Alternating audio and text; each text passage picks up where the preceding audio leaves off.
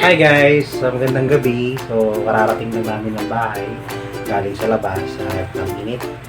Pero siya hindi pa nakakapag-wash. So yun, mag-unboxing ng aming regalo galing sa aming ninang, si Ninang G. Yay! So ngayon, wala po kaming ka-idea kung anong laman itong regalo na to. Pero kailangan po namin maghulaan. Kung sino makakahula, siya ang maglilibre ng Vikings next week. Kung sino makakahula, siya ang maglilibre ng Vikings next week. Kung sino makakahula, siya ang maglilibre ng Vikings next week. Okay. Yan, so sobrang blessed namin today kasi syempre naka-receive kami ng masarap na cake. Thank you so much. Rema San Mateo Vergesio Pastora Verge at may gift pa galing sa aming napakagandang ninang. Salamat po! So ayan, hulaan po namin kung ano yung laman. Yan. So ang clue na binigay lang ni Ninang is pamparelax daw kapag pagod. Okay. So, wala naman sinabi si Nina kung fragile or something. And so, hulaan namin. Ano hula mo?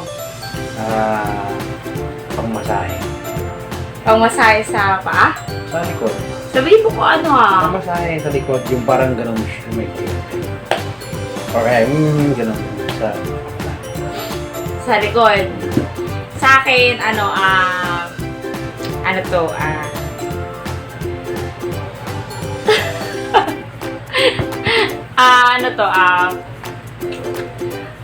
mga pangligo. Nakaka-relax. Bakit? Sige, buksan na natin. Okay! Ang sabi sa hula ay SM. Yan. Oy, wala pang clue. Wala pang clue. Oops. Wala pa. Ah! So, yes! Thank you, Nina! Thank you so much!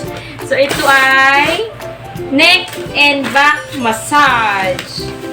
Tadan! Thank you, Nina! Sa napakagandang regalo. Thank you po. So, hindi ko alam kung marerelax ba kami pag ginamit namin to. Tatawa lang kami ng tatawa.